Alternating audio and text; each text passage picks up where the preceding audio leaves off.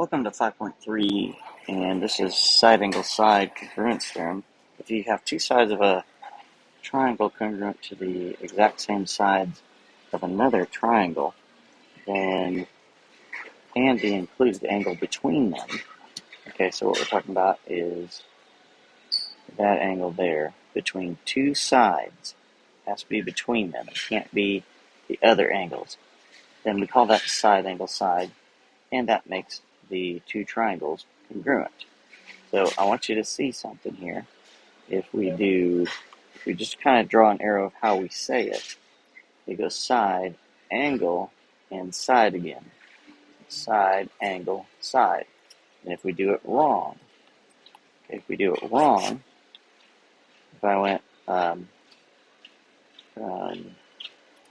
here and said side, angle, then you have to pass that angle to get to that side, that doesn't count.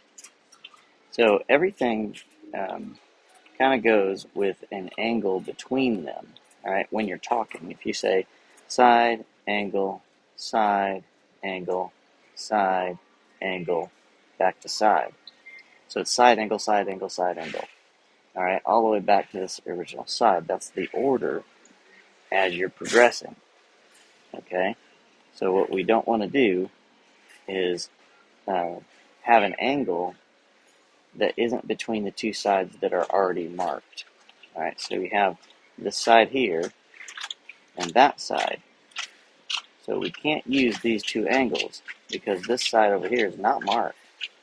So the angle between the two sides are what we're talking about when we talk about side angle side. All right, let's get at it. All right, decide whether enough information is given to prove that the triangles are congruent using side angle side. All right, so here we have a side. There's the angle. And on the other triangle, we have a side and this angle. It seems like it's too far away. All right. So the first thing we need to understand is there enough information? And you may say, well, there's only one side, so we can't have side angle side. And I'd say, well, what about this side right here? Isn't BD in this triangle the same as DB in this other triangle? They're the same. And if you remember way back, I said, we don't use this right away, but we use it a lot eventually. The reflexive property. So BD is congruent to DB. So DB and DB, they're congruent to each other because of the reflexive property. Not symmetric, reflexive. So we can mark that. And then the question is the angle in between the two sides? Okay, so what you're looking at is these two sides, and you have to have an angle between them. Remember what I said, side, angle, side, angle, side, angle, side, angle. If I go this direction, side, angle, then the very next thing better be this side, not that side. If you're looking at this saying side, angle, side, you've skipped the side and this angle. They have to be in succession, okay? So side, angle, side, that's not there. What if we start at this side? Side, angle, side, except we don't know that angle. Okay, so there's not enough information in this triangle to do side, angle, side. So not enough information is what you said. Okay? No, not enough information. But the important part about this problem is that you get this. We're going to use a reflexive a lot. So be watchful of the side that's used in both figures. Okay, same thing, side, angle, side here. So let's take a look. We have, let's do our reflexive thing again. Let's eye that, FH, okay? So FH is congruent to HF, notice the order there, by the reflexive property, okay? That's what you'd actually say. So explains mean, how do you know? All right, so now we have that side there. So again, let's see what we have. We have side, angle, and we better have this side, and we do. All right, check the other side. Side, angle, side. So GH to F, GHF, and EFH. Well, EFH, GHF. So the right order is there. You have side, angle, side. So we can say, yes, there's enough information for side, angle, side provided we have the reflexive property. Okay, now we're at a proof. C is the midpoint.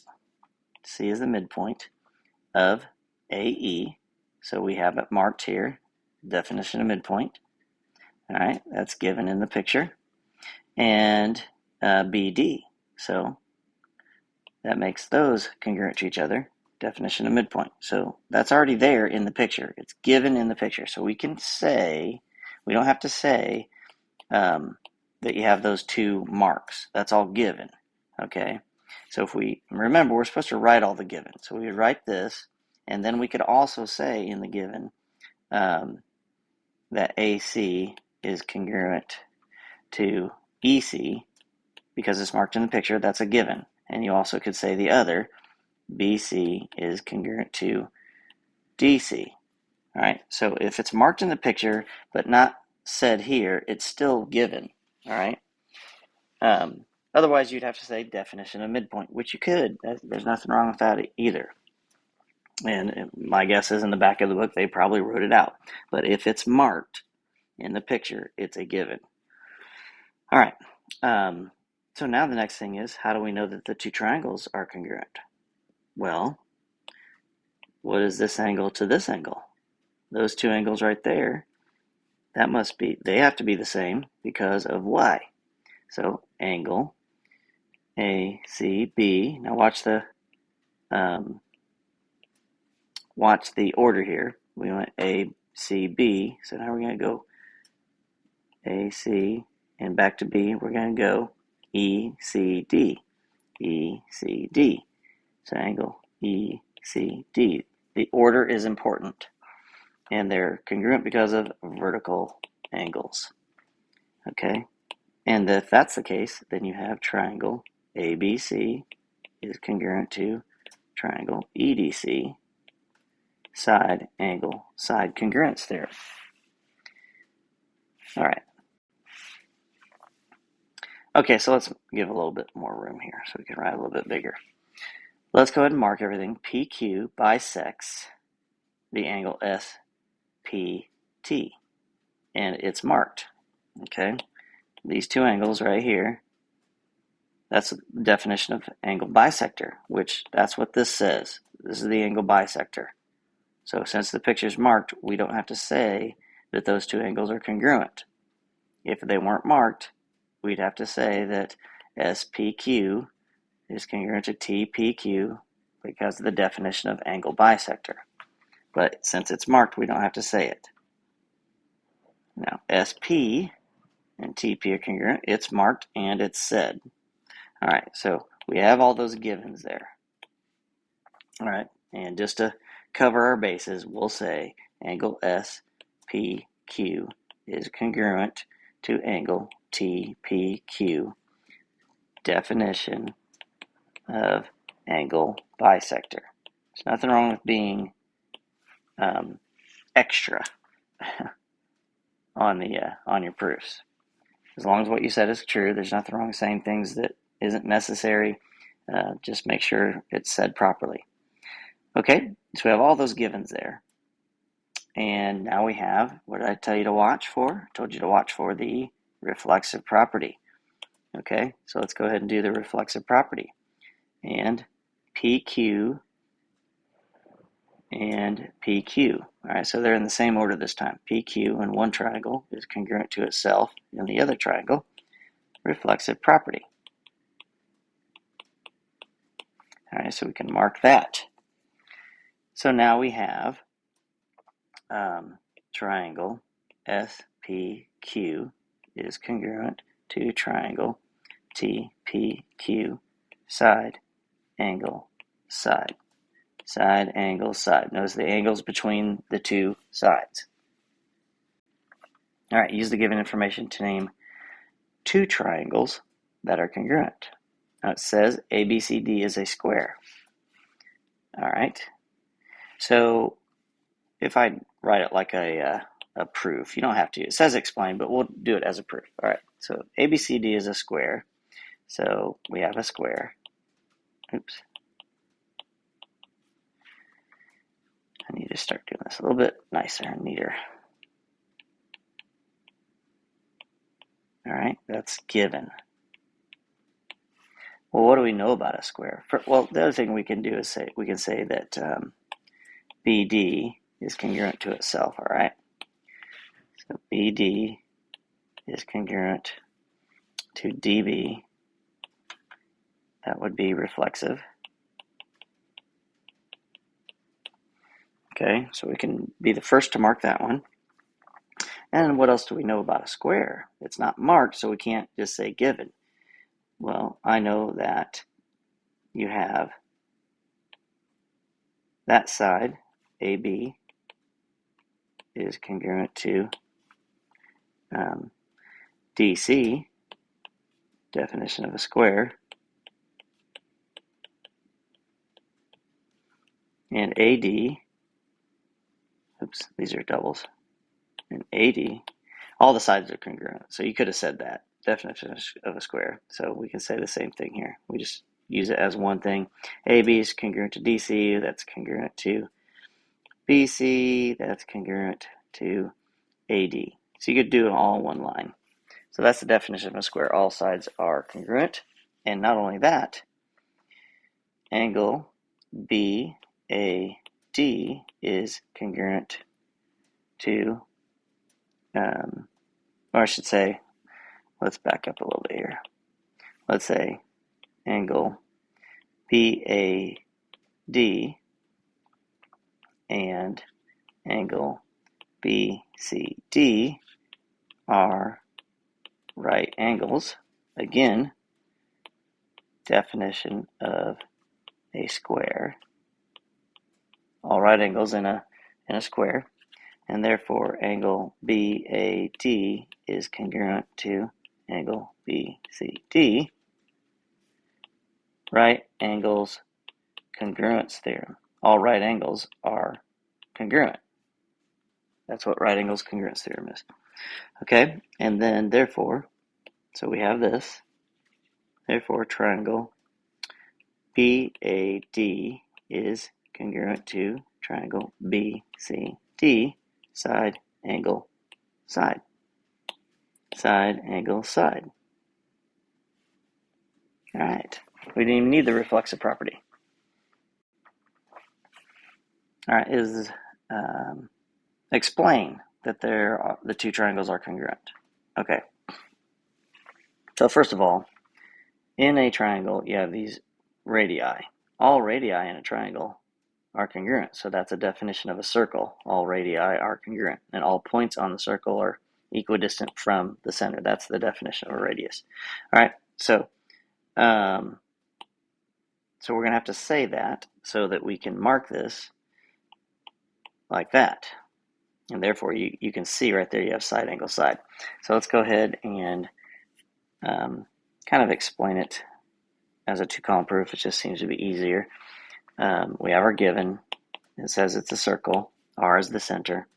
So we can say RS is congruent to RT. RT, which is congruent to RU. All right. All radii are congruent.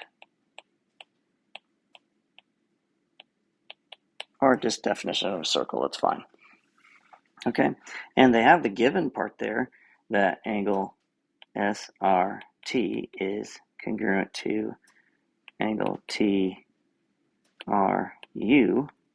That's a given in the circle. It's marked in the circle. Okay, so therefore we can say triangle SRT is congruent to triangle TRU, side, angle, side. So side, angle, side, side, angle, side. Good. All right. The epidemiologic triangle is a model used to understand what causes an infectious disease, how the disease is transmitted, okay, from the vector in the middle here, vector, who carries the disease, the host. So we had the agent, the disease, the vector transmits it, the host carries it, and where the disease is likely to be transmitted to the environment. Okay, so who cares, right? Let's just talk about what it's saying. In the model, AEH. So let's do this in yellow. AEH. AEH.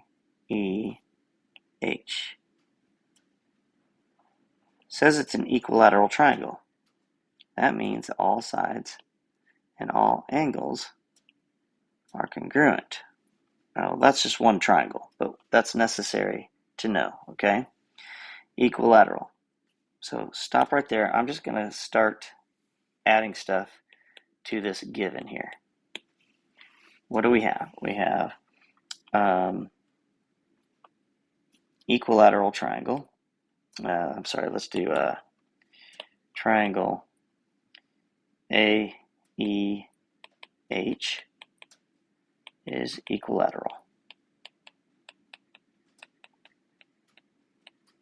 Okay, that's a given. HV bisects. So now we have HV bisects the angle AHE. So HV is a bisector. So this angle and this angle, they're bisected. So we have HV is an angle bisector. So we're going to go ahead and say, because it's not marked,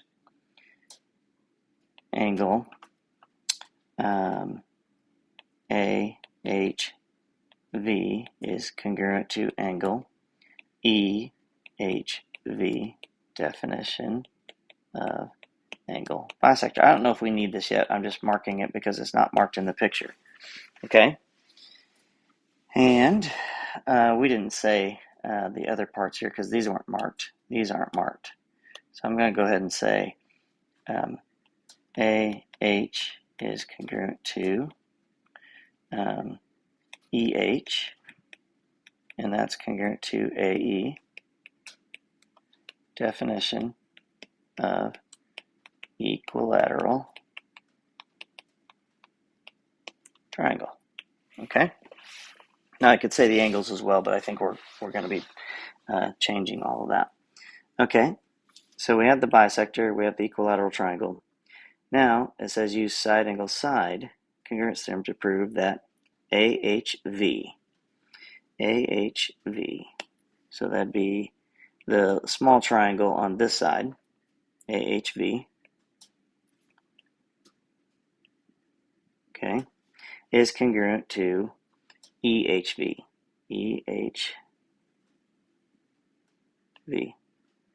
the triangle on this side. Well, we already have AH congruent to EH. We have the angle bisected. We've already stated those two angles. We haven't said anything about HV. Well, HV is congruent to HV, reflexive property. And if that's the case, then we have triangle AHE is congruent to triangle, AHV. It's supposed to be V here. AHV is congruent to EHV. Why? Because it's side angle side. All right, so here's what that triangle, those two triangles look like. So we have this side, we have that angle, and we have the outside pieces. So those two triangles are congruent. All right, class, let's do review here. Classify the triangle by its sides. Remember, sides and angles. So we have two sides here, so that's isosceles. And the angle, this angle right here is obtuse. It's hard to see. It's obtuse. It's bigger than 90 degrees. So we have an obtuse isosceles triangle. All right, now 24, this is equilateral. All sides are the same, and therefore it's acute, all right? But we don't just say that. If it's equilateral, then it's also equiangular.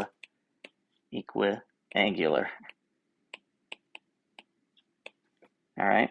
So we say equilateral and equiangular. They're all cute. Okay, so there you go. All right, last one. Find the values of x and y. So here we have the two triangles are congruent, so the order is important. If we want to find x, x is this side right here, RQ. So RQ should be the same as NM, which is right here. So 4x minus 12 should be equal to 8, because those two sides are supposed to be the same. So we add 12. So 4x is equal to 20, divide off the 4, x is equal to 5. So that's one thing. We're just supposed to solve for x and y. We don't have to plug them back in. All right, so where's y? We'll do y in red. Y is angle P. Okay, y is in angle P. So angle P is the same as angle S, which is right there. So we have angle P, 5y minus 6, is equal to angle S, 59. Add 6. And divide by 5. So y is equal to 13. All right, so there's our two answers, and that's the last problem. Good job.